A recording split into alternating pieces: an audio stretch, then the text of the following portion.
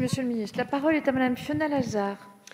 Merci Madame la Présidente. Monsieur le ministre, il n'a jamais été facile d'être pauvre, mais dans la France frappée par le Covid, c'est pire. Cette crise est terriblement injuste. Elle frappe plus fort encore les personnes les plus vulnérables, les plus exclues, les invisibles. Beaucoup de Français ont découvert la pauvreté ces derniers mois.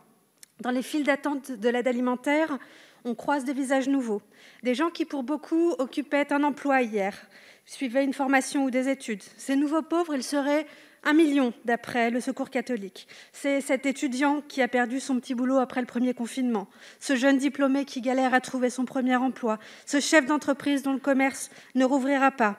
Ce sont aussi ces hommes, ces femmes, ces étudiants qui vivaient de l'économie informelle, qui enchaînaient des boulots non déclarés dans la restauration, l'hôtellerie, la garde d'enfants. Depuis près d'1 an, la France a fait beaucoup. Et il ne s'agit pas ici d'avoir la mémoire sélective. Le gouvernement a pris des décisions qui, pour certaines, étaient très courageuses et qui ont certainement permis d'éviter le pire. Le Conseil national de lutte contre la pauvreté, les associations ont fait des propositions. Pourriez-vous nous dire quelles sont celles que vous avez mises en application et celles auxquelles vous allez donner suite par la suite? Car malheureusement, cette crise n'en finit pas. Et je veux vous alerter sur le fait que c'est l'impératif de justice sociale qui doit être notre boussole.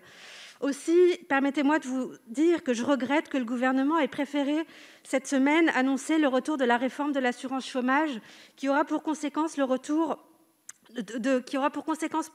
de baisser les allocations de beaucoup de travailleurs précaires, ceux qui alternent contrats courts et périodes d'inactivité. Dans la France du Covid, il n'est plus possible de traverser la rue pour trouver du travail. Il n'est donc plus possible non plus d'avoir pour discours envers les pauvres la promesse et l'exigence d'un retour à l'activité. C'est pourquoi je voudrais demander aujourd'hui solennellement au gouvernement de renoncer à cette réforme qui ne conduira qu'à renforcer des inégalités déjà criantes et l'interroger sur les mesures qu'il compte mettre en œuvre pour lutter structurellement contre la progression de la pauvreté. Je vous remercie. Monsieur le ministre.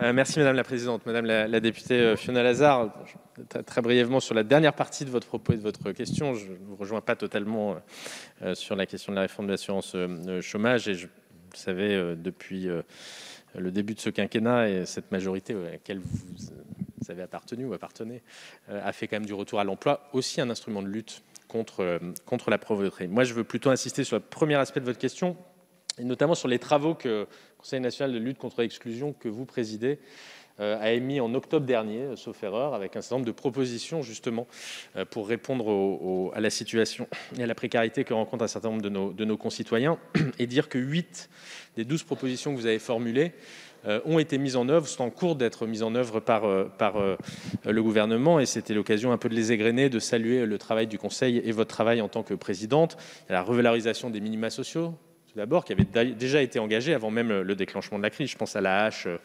notamment, renforcement du soutien aux associations, nous en avons parlé à l'instant avec votre collègue député, ce droit à l'accompagnement des jeunes. J'ai évoqué aussi l'obligation de formation depuis septembre 2020, le plan Un jeune, une solution, qui est en cours de déploiement, ou encore l'extension de la garantie jeune. La question de l'accessibilité des services publics, avec cette notion d'aller vers, sur laquelle j'échangeais là aussi avec votre collègue, sur la question de l'ouverture des droits, ou encore question de problématique d'aller vers qui s'est posée s'agissant plus spécifiquement de la vaccination.